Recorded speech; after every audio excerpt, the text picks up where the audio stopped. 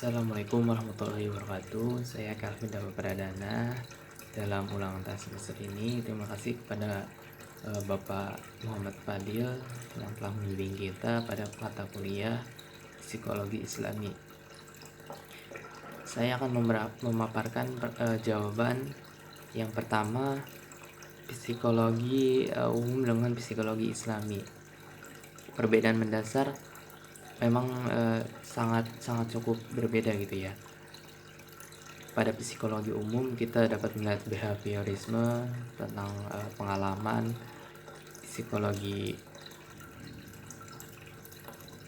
humanistik tentang bahwa hierarki manusia, dan psikologi analisa yaitu tentang ego dan superego.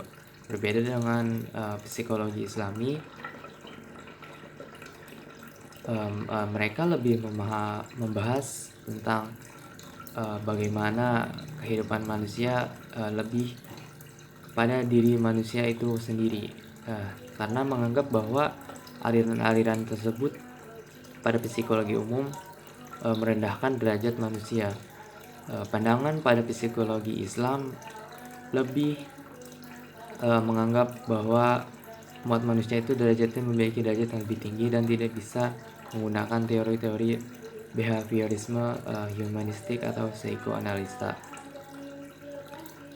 Pada psikologi Islam lebih mengkaji pada kajian-kajian yang melalui pendekatan Islami seperti kajian dakwah atau pada Al-Quran. Namun ilmu tersebut belum bisa dapat digunakan secara umum karena psikologi Islam memiliki beberapa penjelasan atau keilmuan yang mungkin belum bisa diterima oleh ilmiah atau ilmu dengan akal secara mentah-mentah gitu. Belum semua orang bisa menerima. Dapat kita tahu bahwa manusia dilahirkan ke bumi jauh sebelum adanya psikologi ada. Namun pada psikologi umum, psikologi barat menjelaskan beberapa teori tentang kepribadian manusia. Pada psikologi Islam hanya jelaskan bagaimana sejarah adanya manusia tersebut itu ada diletak di bumi, dan bagaimana pendekatan kepada Sang Pencipta yaitu Allah Subhanahu wa taala.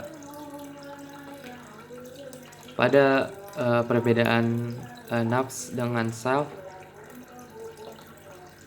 pada psikologi umum, self itu digambarkan sebagai diri manusia, sebagai apa adanya orang tersebut. Artinya orang tersebut dapat dipengaruhi oleh lingkungan, oleh kecerdasan, atau oleh pengalaman. Namun pada nafs itu dilahirkan, atau adanya nafs itu ada karena ruh dan jasad.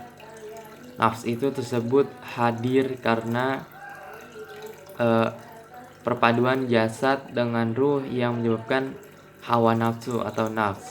Nafs itu bisa mengakibatkan banyak potensi. Potensi itu tersebut bisa jadi potensi positif atau potensi negatif. Nafs itu hawa nafsu seperti hawa berkeinginan untuk makan, berkeinginan untuk senang, sedih, ataupun beribadah.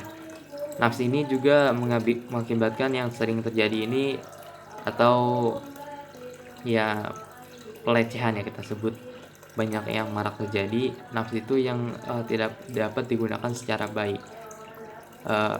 Maka dari itu nafs itu sangat saling tarik menarik dengan nafs positif dengan negatif. Banyak juga orang-orang yang memiliki hawa nafsu untuk beribadah, sholat malam, dan juga banyak orang yang memiliki hawa nafsu untuk mencuri, menindas orang lain, atau ingin berkuasa. Nah, seperti itu mungkin perbedaan nafs dengan self. Self itu digambarkan utuh pada diri orang, seperti pengalaman, belajar.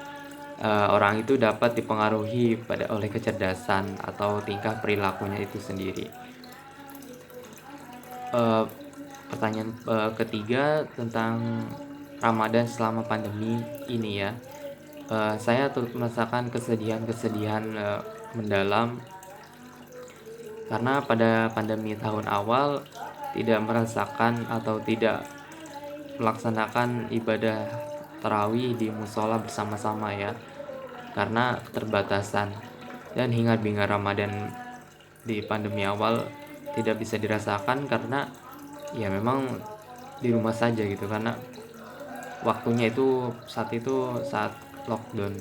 Dan hikmah yang dapat dipetik yaitu kita bisa memfokuskan diri kita sendiri, bagaimana evaluasi tentang diri kita selama ini.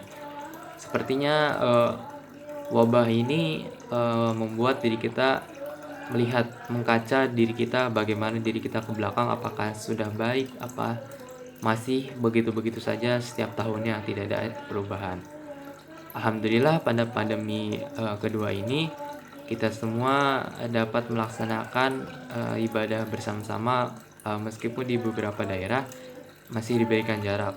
Dan semoga hikmah yang dapat dipetik pada pandemi ini kita dapat dikuatkan dalam berbagai kondisi dan situasi.